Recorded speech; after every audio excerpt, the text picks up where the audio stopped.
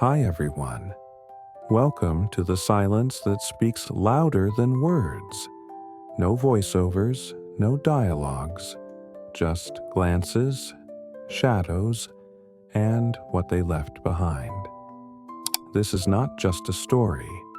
It's a quiet storm of loss, betrayal, and an unspoken goodbye. The sky was overcast. The wind wasn't strong, but enough to scatter dust across the small yard in front of Tu Tieu's house. She sat still on the worn-out step, arms wrapped tightly around her knees, eyes staring blankly into the distance. Her phone screen dimmed. The last message from Egan now faded. A simple thank you, and nothing more. The silence lingered like an invisible weight pressing on her chest. Slowly, she stood up. Rummaging through an old wooden box, she found a few wrinkled bills. She folded them neatly, tucked them into her notebook, then walked to the market to buy a few fruits and net bags, heading off to harvest the last lychees of the season. Under the pale sun, she picked each fruit with care, as if every movement could push away the helplessness surging in her heart. At the market, she arranged the lychees in baskets, waited all morning but only sold a few kilos.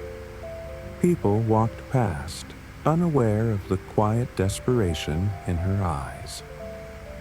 By late afternoon, Tu Tieu wheeled her motorbike to the pawn shop. Her hand trembled as she signed the papers, gaze lingering on the bike, her most cherished belonging, and the last means of making a living. Stepping out, she carried a small envelope of cash. The wind swept her hair back, revealing a quiet face etched with a storm of unspoken worry. The sky remained gray. Light rain began to fall, dotting the damp street as Tu Tieu arrived at her alley. Her old jacket clung cold and wet to her back, every step weighed down by fatigue. At her gate stood a stranger, tall, gray shirt, hair soaked from the rain. No umbrella, no shelter, only a pair of eyes fixed on her, tense and searching, as if he had been waiting there for hours. Tu Tieu froze. Her breath caught when she recognized the face. This man, the one she had once rescued under sudden and grim circumstances, the one who had vanished without a word of gratitude. Alan didn't move closer. He stood still, his gaze tracing every flicker of emotion across her face. She didn't speak. She didn't nod. Quietly, she opened the gate and walked inside. But memory hit her like a crashing wave. Blood, screaming, a man unconscious on the floor, and then a chilling silence. She didn't look back. But behind her, Alan took one step forward, then stopped, swallowing something unspoken, something too heavy for words. Suddenly, the rain intensified. Within the curtain of water, two people stood still, one trying to forget, the other longing to remember. Locked in separate storms, neither could escape. Evening fell. The small house sat under the dim glow of a single yellow bulb, casting soft shadows across cracked walls. Tu Tieu sat frozen at her table, staring blankly at the ticking clock. She hadn't eaten. The music stayed silent, the unfinished book untouched. She was waiting, not for anyone, but as though hoping time itself could close a wound no one could see. Suddenly, a knock at the door. 1, 2, 3 taps. Then, silence. She had no intention of rising, yet her feet moved of their own accord.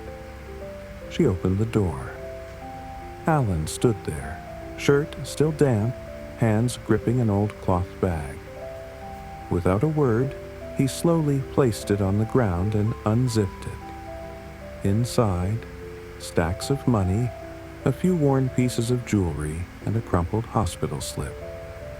Tu Tieu stared, unmoving. Her eyes wouldn't blink. Those were the things she had left behind to save him. Everything she owned on that day.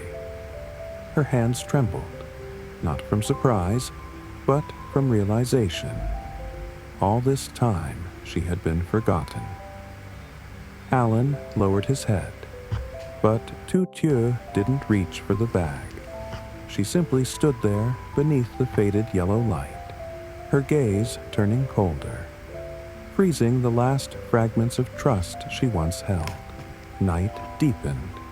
The room felt smaller, like it was closing in. Tu Tieu sat at the desk, the paper Alan left resting before her. The printed hospital text echoed coldly through her chest like a slow sentence passed down. Diagnosis: traumatic brain injury, temporary amnesia. Below it, the date, exactly when she saved him. She ran her fingers across the paper as if trying to touch something that had once been hope, now reduced to ashes. Every moment after that, the distant look in Alan's eyes, the silence that had no meaning, the unexplained coldness, all of it suddenly made sense. But it wasn't the answer she had wished for. She didn't cry, didn't scream. She simply stood, walked to the window. Outside, the late-night street breathed slowly. The wind carried away the fading hum of a distant car. She closed her eyes. The pain didn't break into sound. It sank inward, a silent tide crashing against the walls of her chest. When she opened her eyes, her reflection on the glass was faint. No longer the woman who once believed, but someone who had lost too much to forgive easily. Behind her, the cloth bag still lay on the floor. She didn't move toward it. No one said anything, but it was that silence, cold, final, that shattered her most. The next morning, the house remained quiet, but a faint, unfamiliar footstep echoed at the gate. Tu Tieu opened the door. A middle-aged man, sun-faded shirt, a worn file in hand. His face wasn't unfamiliar. It was the doctor she had met at the hospital long ago, the one who saved Alan the first time. No appointment, no call, yet he came, as if fate had chosen this moment to unveil a truth left buried. He set the file on the table, pulled out an old photograph. In it, Alan sitting beside an elderly woman, his eyes much younger, yet heavy with something unspoken. That woman wasn't Tu Tieu, wasn't anyone she knew. The doctor's voice was low. I once hid this truth, thinking it was better for everyone. His words were coarse, yet his eyes steady. Inside the folder were Alan's medical records. Not one instance of memory loss, but two. 2 periods, 2 personas, and a history reshaped by someone's hand in the dark. The truth wasn't just painful, it was tainted. Tu Tieu stood still. Her shadow stretched long across the floor, slicing the morning light. She didn't feel anger anymore, only a kind of silent depletion, as if she'd been peeled bare. Just a raw, trembling heart left to freeze in the aftermath. Rain began to fall as Tu Tieu stepped outside. No coat, no umbrella, just quiet footsteps pressing into cold puddles. She walked to the small house at the end of the hill, the place where Alan had recovered after his head injury. This time, the door was unlocked. Inside, the room was hauntingly empty. No suitcase, no papers, no sign of farewell. Only a folded letter sat perfectly still on the table. Her hands trembled as she opened it. Alan's handwriting remained neat, though the final lines were blurred, perhaps by tears. He wrote that after learning the whole truth about his fragmented memories, he could no longer face Tu Tieu. He didn't know who he truly was. Only one thing was clear. The feelings he had for her were real, but that very love made him feel undeserving. Tu Tieu folded the letter slowly. No tears, but her eyes had lost their light. She sat at the edge of the bed, fingers gently tracing the dip in the pillow.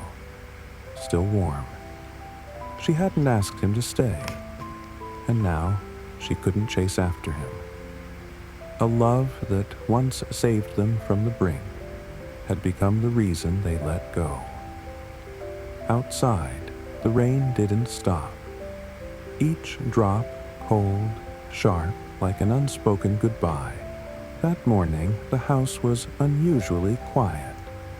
No hurried footsteps, no familiar sound of chairs scraping in the kitchen. Everything had stopped, as if even time had slowed. Tu Tieu sat by the window, a cold cup of tea in her hand. Her eyes followed the trembling leaves outside, but inside, her heart was a tangle of silence and wind. Beside her, an old wooden box held everything that remained. A cloth Alan once used, a notebook with faded writing, and last night's letter. She didn't reread it, didn't tuck it away. She kept it there like a memory, close yet distant. Trung entered quietly, placing a gentle hand on her shoulder.